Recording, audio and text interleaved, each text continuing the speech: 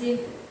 Nah, semoga pembelajaran pada pagi hari ini diberi kesuksesan dan mendapatkan ilmu yang berkah dari Allah Subhanahu wa taala. Sebelum pembelajaran ini mulai, saya absen dulu ya. Saya absen. Nah, ini dibagi dua ya. Jadi pembelajaran pagi ini sip-sipan. Ada yang sip pertama dan sip kedua. Kebetulan kalian adalah yang sip pertama. Dari nomor urut 1 sampai dengan nomor urut 11 ya. Alif yang husna masuk. Himatul Ulia ada. Nuranisa ada. Melinda, Nur Aziza, Nuruz Zakia ada. Putri Ayu ada. Rahma Nur Aulia ada. Rahmatul Maula ada. Usratun Hasanah ada. Kemudian Ria Indah Cahyani ada. Widianti ada. Semuanya ada semua ya. Yang untuk cowoknya atau laki-lakinya masuk ke situ. Baiklah, materi pembelajaran pada pagi hari ini mapelnya adalah fikih. Mapel fikih pada pagi hari ini kalian tentunya sudah mempelajari yang ada di LKS kalian ya, itu ada peta konsepnya. Nah, peta konsepnya saya bikinkan. Peta konsep ya, jinayah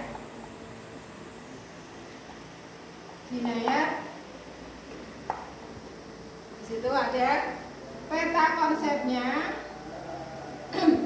Yang berkaitan dengan jinayah itu apa? Pertama kisos, kemudian diyat,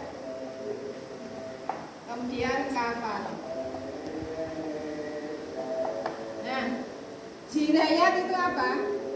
Jinayat adalah tindak kejahatan. Tindak kejahatan. Berarti kan? Jinayat beda dengan jinayah. Kalau jinayah itu adalah berkaitan dengan mayit. Kalau jinayah berkaitan dengan perlakuan manusia, terutama tindak kejahatan manusia. Kemudian jinayah sudah bagus ya. Jinayah itu sendiri dibagi menjadi dua. Yang pertama pembunuhan. Pembunuhan yang nomor 2 penganiayaan.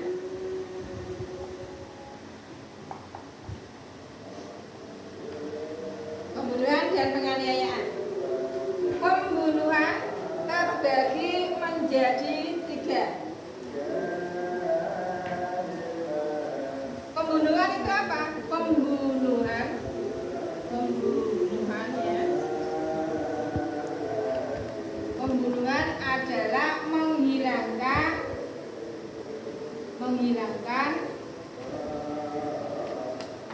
nyawa orang lain. Nyawa orang lain. Menghilangkan nyawa orang lain.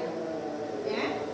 Baik ini menghilangkan nyawa orang lain. Kemudian pembunuhan terbagi menjadi 3. Ada namanya qatlul amdin. Qatlul amdin. Kemudian qatlul sibul amdin. Kemudian qatlul khata. Ada namanya qatlul amdin, ada namanya qatlul sibul amdin, dan ada namanya qatlul khata. Sebelum saya lanjutkan ke materi berikutnya, mungkin di benak kalian ada yang sudah ada. Apa itu pertanyaan, apa itu konsep, dan lain sebagainya. Yuk, siapa yang mau bertanya? Ya. Perbedaan antara qatlul amdin, qatlul sibul amdin, dan qatlul khata. Ya, apakah perbedaan antara qatlul amdin, qatlul sibul amdin, dan qatlul khata? Sebelum saya jawab, Ada yang bisa jawab? Ya. Perbedaannya terletak pada niat. Qatlul amdin adanya unsur kesengajaan, sedangkan qatlul sibul amdin dan qatlul khata tidak ada unsur kesengajaan. Betul, ya. Jadi pembunuhan ada qatlul amdin, qatlul sibul amdin, qatlul khata. Yang tadi ditanyakan, apakah ada perbedaannya? Jelas ada. Ya. Qatlul amdin ini adanya unsur kesengajaan. Unsur kesengajaan. Adanya unsur sengaja. Dan yang kedua, memakai alat yang bisa mematikan. Saya contohkan satu. Ada orang bagi waris. Orang punya anak dua, laki-laki dan perempuan. Bapaknya waktu hidup sudah membagikan, namanya hibah. Dibagi A dapat 50%, B 50%. Setelah bapaknya sudah meninggal, si anak tadi merasa kurang puas dengan laki-laki. Kenapa? Karena dia merasa, saya laki-laki, tapi kok bagian saya sama dengan perempuan. Dia marah, akhirnya dia membawa alat yang bisa mematikan. Contohnya pisau. Dia pergi ke rumah adiknya, kakaknya itu laki-laki, adiknya perempuan. Sampai di situ dia sudah punya niatan dari uang. Nanti kalau jam segini, waktu kakak saya ya, adik saya yang bernama, adiknya bernama Aisyah, contoh seperti itu ya. Adiknya bernama Aisyah, kakaknya bernama Zaid. Kemudian dia membawa alat yang bisa mematikan. Nanti tak tusuk di pas jantungnya. Nanti kalau malam jam 8 saya mau ke sana, saya silaturahmi kan.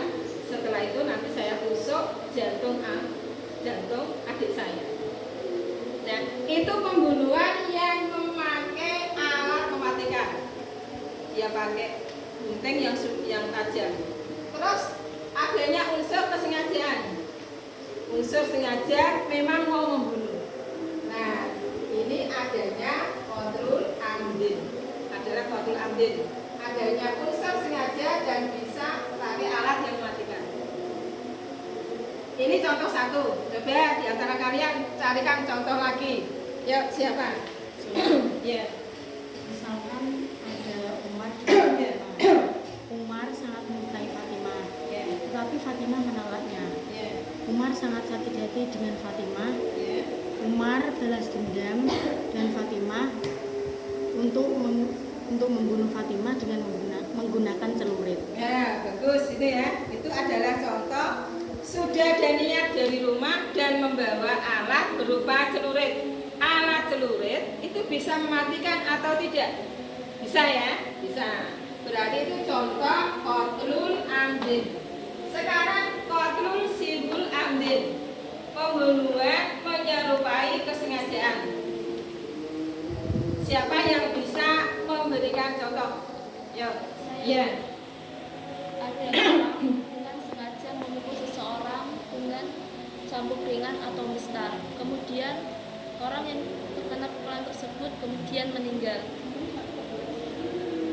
Ya, betul ya. Jadi ada orang membunuh, ada orang meninggal, tapi tidak ada unsur niat. Kenapa? Karena dia pakai alat yang tidak mematikan. Temanmu tadi mencontohkan pakai mistar. Mistar itu penggaris ya. Penggaris kira-kira. Kalau penggaris itu bisa mematikan atau enggak? Tidak bisa, karena penggaris tidak bisa mematikan dan memang tidak ada unsur kesengajaan. Ini contoh qatlul sibul amdin. Contoh yang kedua, sebelum saya memberikan contoh lagi, siapa? Ya. Di sebelah kamu ada anak yang melempar sendal dan salah satu di antara mereka ketika bermain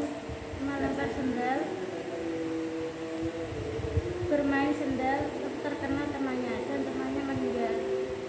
Ya, betul ya. Itu tadi contoh seperti qatlul sibul amdin. Kira-kira ya enggak di antara kalian ya?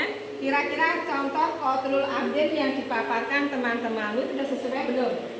Sudah ya. Terus tadi qatlul amdin, membunuh dengan adanya unsur kesengajaan. Yang kelompok sini saya tanya, kira-kira yang dicontohkan ini sesuai enggak dengan materi yang kalian pelajari? Sesuai. Nah, kalau sesuai berarti kita lanjut ke qatlul khata. Pembunuhan ya karena bersalah. Pembunuhan karena bersalah. Sebelum saya memberikan contoh qatlul khata, siapa di antara kalian yang bisa memberikan contoh? Ya, satu ya, betul satu. Ada seseorang melempar batu atau menembak batu, maka batu terkena orang, kemudian orang itu meninggal. Ya betul ya. Jadi paparan tadi ada orang melempar batu, melempar ke burung, tidak tahunya kena orang. Itu adalah contoh qatlul khata. Terus yang lagi, ya. Ada seseorang menembak bisa, akan tetapi terkena orang, kemudian orang itu meninggal. Ya betul. Ya. Berarti semua contoh yang dipaparkan berdua ini adalah qatlul khata. Kira-kira sesuai enggak dengan konsep yang kalian pelajari tadi malam? Sesuai enggak? Sesuai ya. Kenapa? Karena pembunuhan bersama. Tidak adanya unsur kesengajaan. Sudah ya? Qatlul amdi, qatlul sibul amdi, dan qatlul khata, pembunuhan ini namanya semua kategori macam-macam pembunuhan. Nah, sekarang dasar hukum larangan membunuh di dalam Al-Quran ada.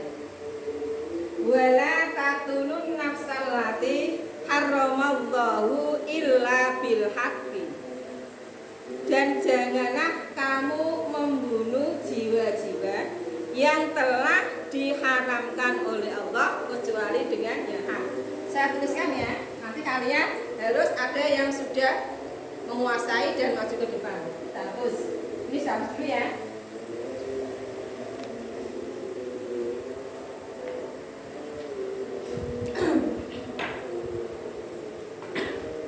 Wala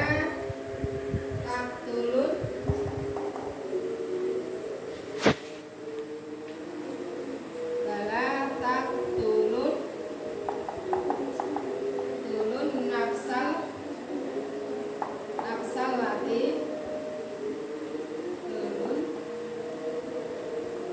nafsal lati harramallah illa bil haqqi.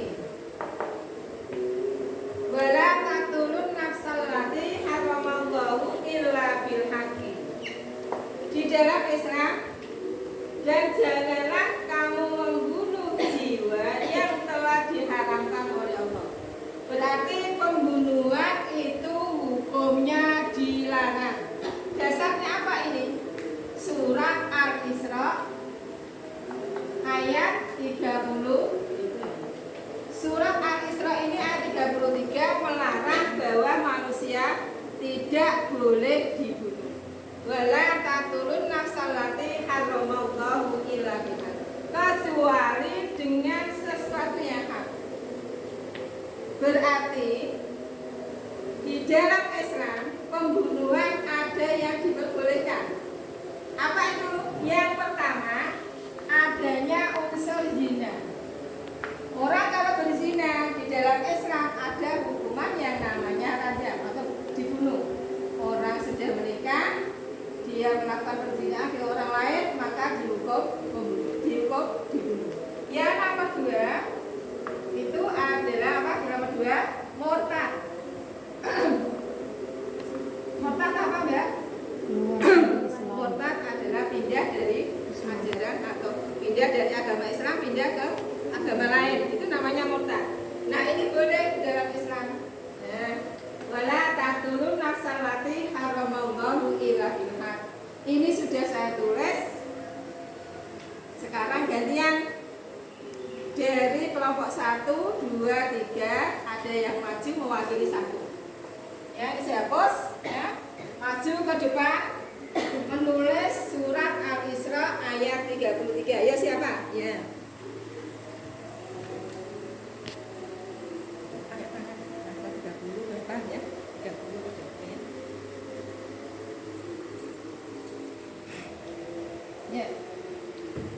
perhatikan yang lain ya. Nanti yang lain juga maju ya.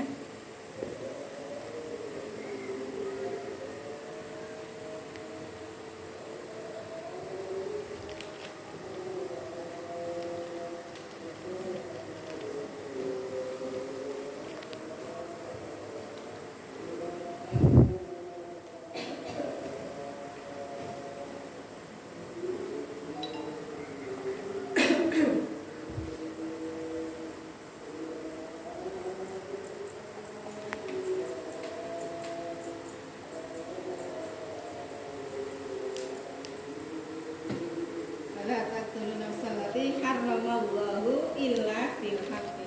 Harramallahu illa bil haqqi.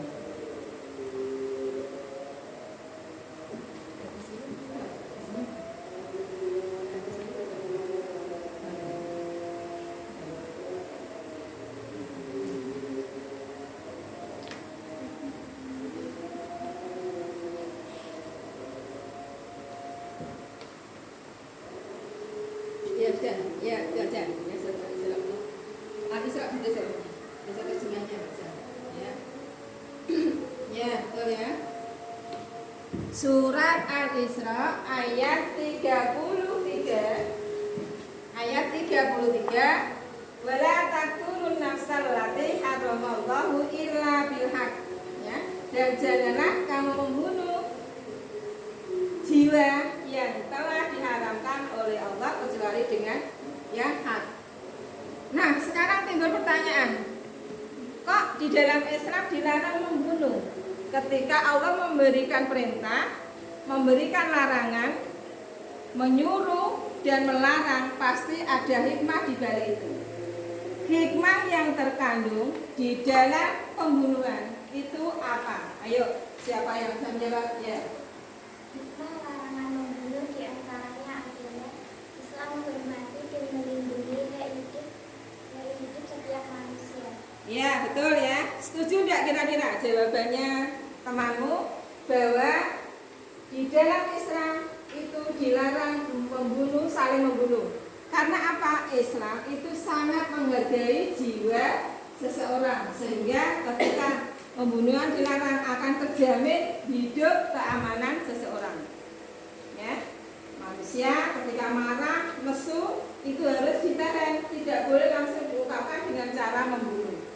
Tuh ya, jaga semua ya.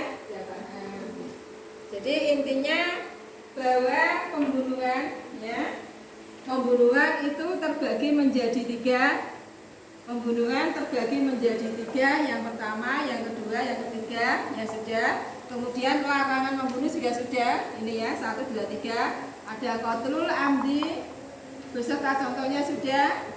Qatlul sibul amdi. Kemudian qatlul khata'. Nah, ini sudah semua. Kemudian dasar hukum sudah juga ya. Dasar hukum Quran surat Al-Isra ayat 33. Wala taqtulun nafsal lati haramallahu illa bil haqq. Ini sudah. Kemudian dasar hukum, kemudian hikmah. Hikmahnya ada tadi sebuah temamu. Kenapa dilarang? Untuk melindungi hak jiwa seseorang atau kehidupan seseorang biar terjamin hidupnya aman. Ya. Nah, sekarang akan timbul pertanyaan. Ya toh? Kalau orang membunuh, apakah harus dibiarkan? Ya? Enggak ya? Pasti ada namanya pembalasan. Orang membunuh harus dibalas dengan dibunuh. Di dalam Islam dikenal ada namanya qisas. Qisas, ya toh? Nah, sekarang yang bisa menjawab sebelum saya lanjutkan. Apa itu qisas? Qisas ialah pembalasan yang sama atau sempurna terhadap perbuatan atau pembunuhan atau melukai atau perusakan anggota badan atau menghilangkan manfaat anggota badan sesuai dengan pelanggaran yang dilakukan. Ya, betul ya. Qisas itu adalah pembalasan yang sesuai dengan yang dilakukan. Di dalam Al-Quran, setiap ada perintah, ada larangan, pasti ada dasar hukumnya. Di dalam LKS kalian sudah kalian pelajari dan tak suruh hafalkan. Sekarang dalil kisos itu apa? Siapa yang bisa? Ya, coba.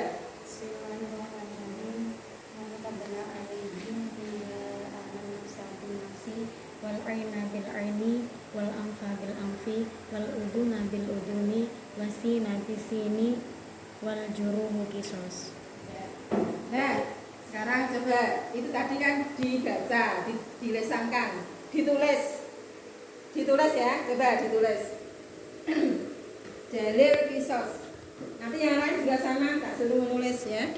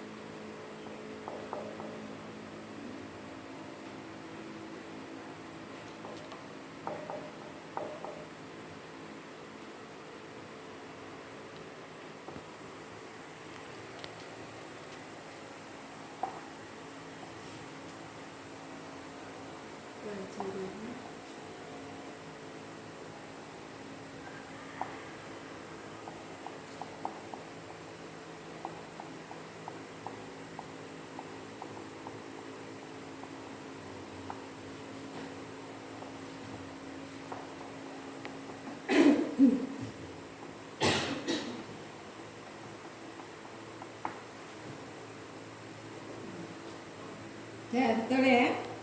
Nah, ini dalil dalam Al-Quran ya, surat Al-Maidah ayat 46. Ini adalah dalil kisah. Wa katabna alaihim fiha annan nafsa bin nafsi wal aina bil aini wal anfa bil anfi, ya. Wal anfa bil anfi, nyambung.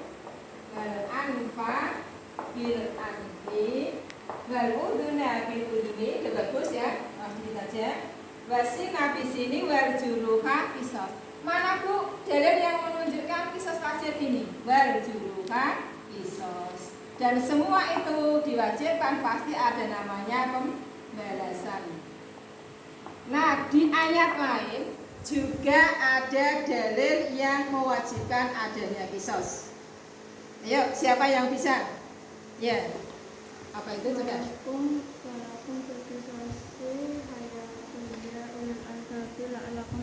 Ya, juga bisa ditulis. Ya, di atas ya, tidak saya hapus. Di atasnya lagi, sini. Nah, di sini ya, di atas sini.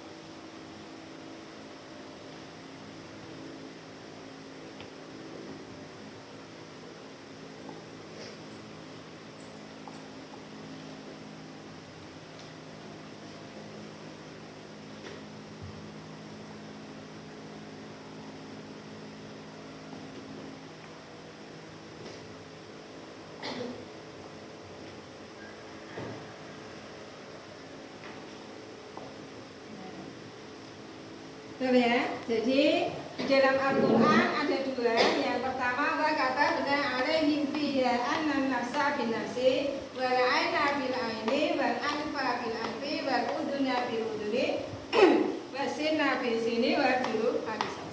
Yang kedua walakum fil qisasi hayatun ya ulil albab la'allakum tattaqun. Ini ada al-qisasu, kalimat al-qisas. Al-qisas adalah pembalasan. Ya, sudah paham semua? Sudah paham ya? Nah, ini adalah berkaitan dengan pembunuhan. Nah, sekarang kalau orang membunuh dibalas dengan membunuh. Kalau misalkan keluarganya memaafkan bagaimana, Bu? Nah, ini tadi kan terusannya ayat ini. Wal juruha qisas faman tasaddaqa, ya. Faman tasaddaqa fahuwa kafaratu lahu. Ya. Ketika saudaranya memberikan faman tasaddaqa, ya, sudah memaafkan, apa itu fahuwa kafaratu lahu? Ada namanya kafarat. Ya. Paham ya? Nah, ini saya hapus dulu. Ya, paham. Nah, terus untuk selanjutnya yang berkaitan dengan pembunuhan. Berkaitan dengan pembunuhan ini namanya tadi qisas, ya, qisas. Ada juga yang namanya dengan diyat, ya, atau hukuman denda, ya. Diyat itu ada dua. Ada namanya diyat mughaladzah, ya. Diyat mughaladzah. Ada namanya mukhaffafah. Oh ya. Ini mughaladzah, dan mukhaffafah.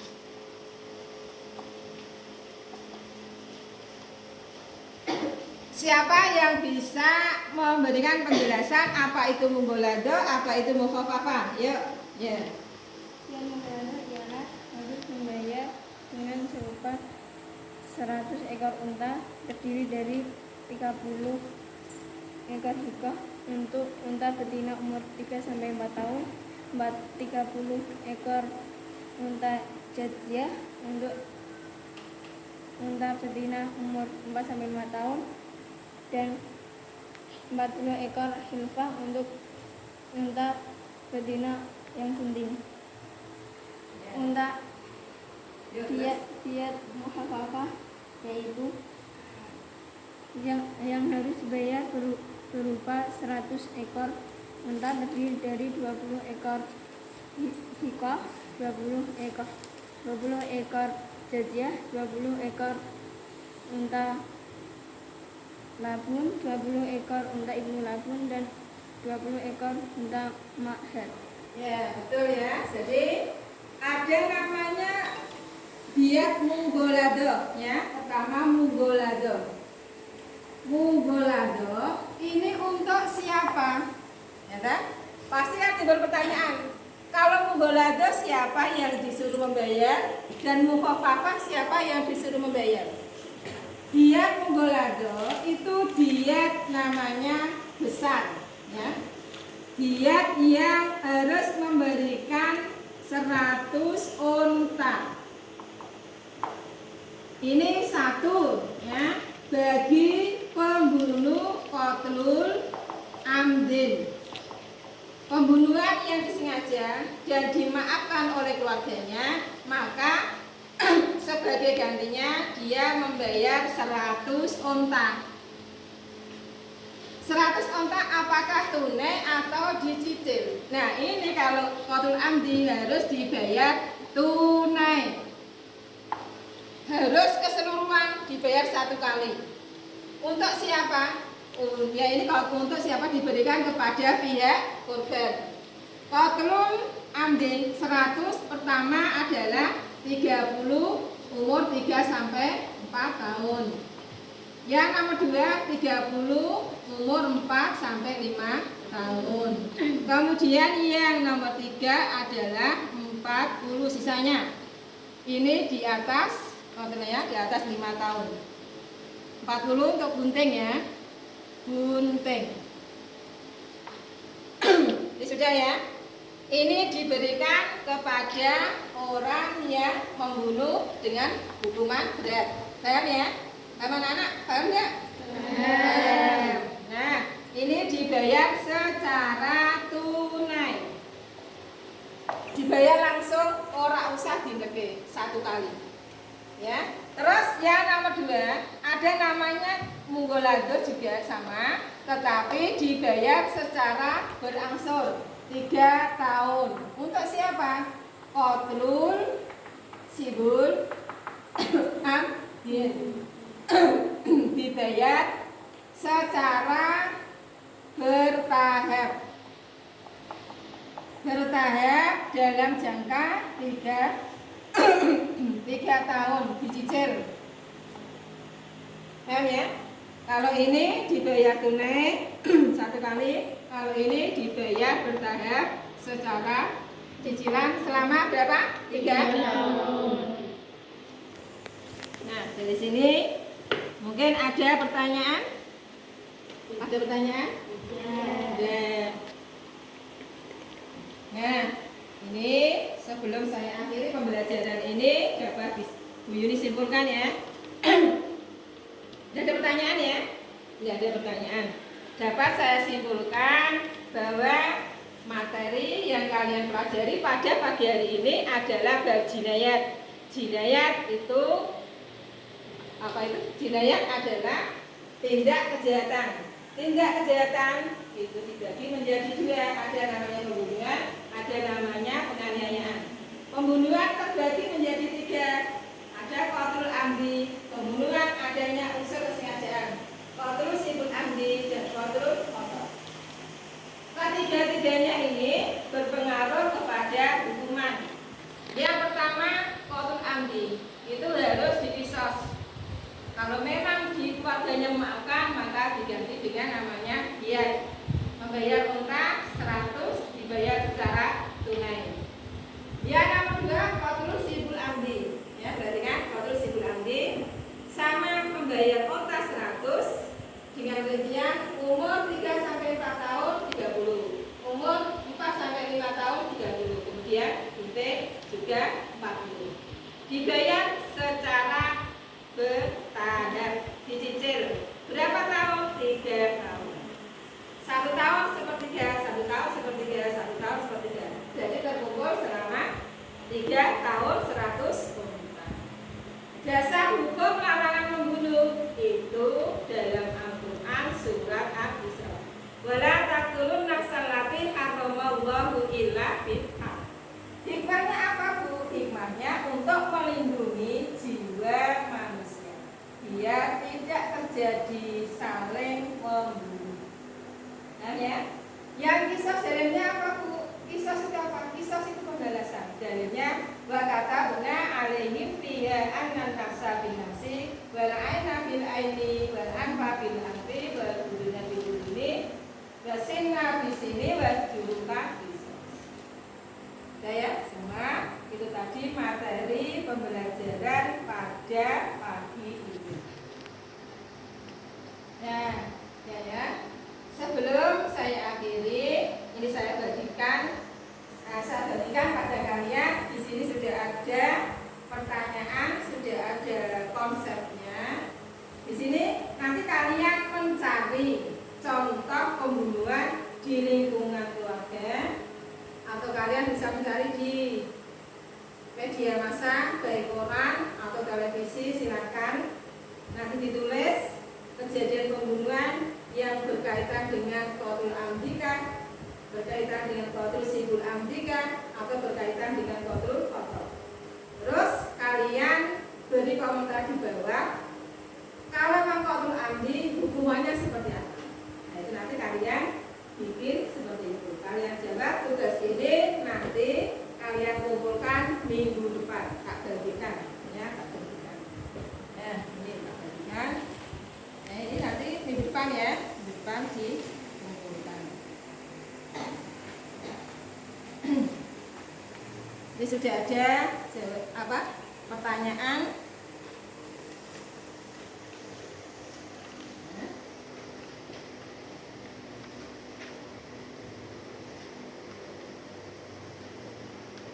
Sudah semua ya, sudah dapat semua. Nanti dari rumah kalian pelajari lagi, kalian konsep, kalian jawab, dan kalian beri komentar di bawah. Dan juga harus dengan gambarnya. Tuh, ada pertanyaan? Ada pertanyaan, mari kita akhiri.